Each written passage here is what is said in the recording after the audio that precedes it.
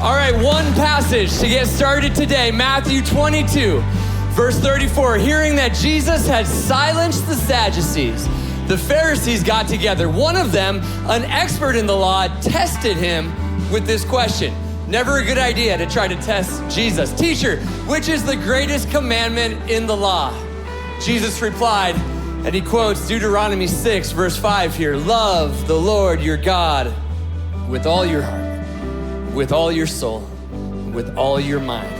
This is the first and greatest commandment. And then he quotes Leviticus 19:18. He says, and the second is like it, love your neighbor as yourself.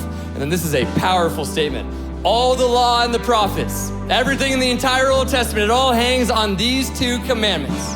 And so Jesus makes it very simple for us. What are we to do? Love God and love others. There's another story where somebody goes, yeah, but who's my neighbor? And he tells another story to the effect that everybody is your neighbor. And so it's our job as the church to love God and love others. Now, here's my question for us today. Which one of those two is easier for you? Is it easier for you to love a perfect God who has a plan and a purpose for your life?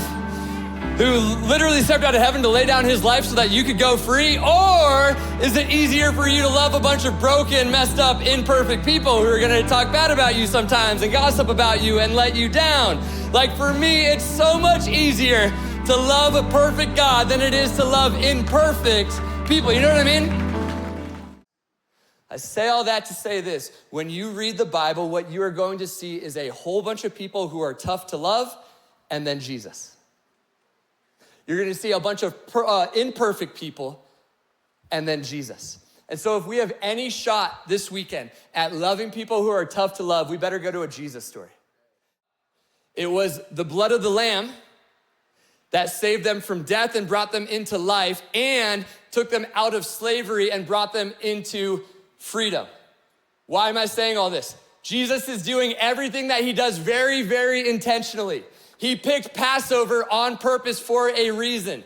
Passover is at hand and he shows up and goes to the cross and allows his blood to be spilled so that you and I can be saved from death and into life and out of slavery and into freedom.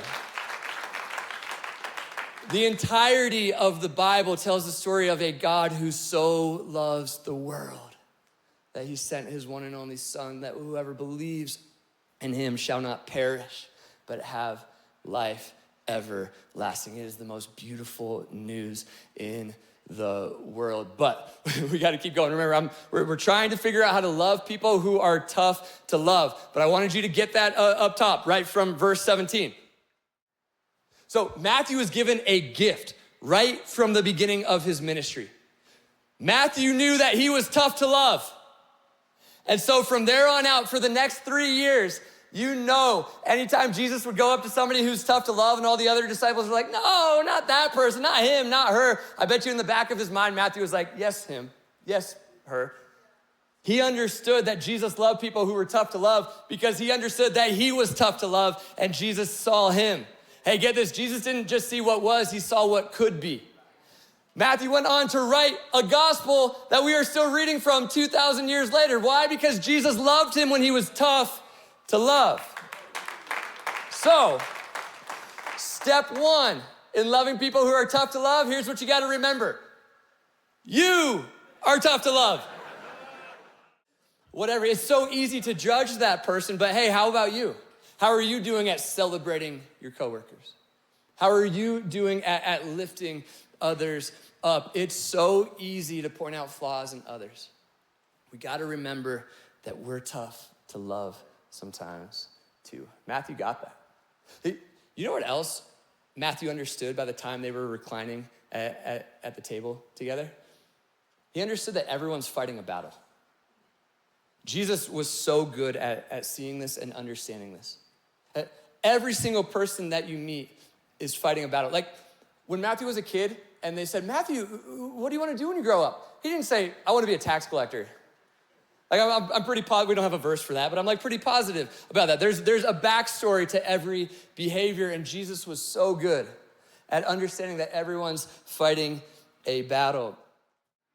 Even in the middle of one of his best friends betraying him, Jesus goes, I'm King of Kings, I'm Lord of Lords. I've got this under control. It's okay, Judas. Go do what you need to do.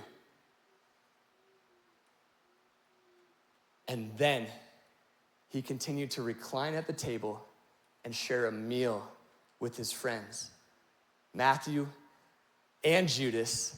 And we could go through all 12 of the disciples and point out how tough to love they were. This is the context. All of this has been context for the next 3 verses as we read communion together. But here's what you gotta know. Here's the last thing we gotta remember. Jesus went first.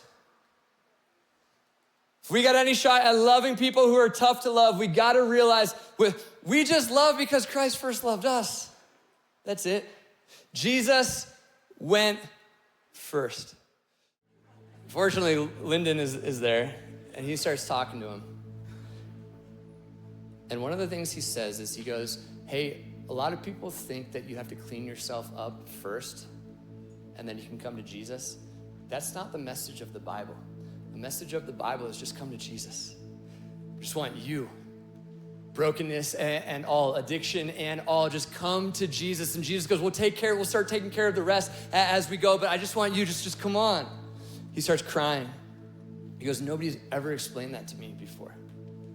And we have this moment where this guy who's pretty tough to love, we start to realize that he has a backstory, and then he hears this message that Jesus went first, and it breaks all of this shame off of him and all this condemnation off of him, and we get to pray a prayer with him, and he puts his faith in Jesus, and heaven gets more crowded. And it's one of my favorite starting moments of ministry that I've ever had. But as I was reflecting on it, I realized the reason it's moved me so much is that's my story.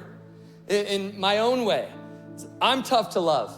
And there's behaviors to that backstory, and I'm fighting my battles, and yet Jesus saw me when I was still far from him. He laid down his life that I may go free.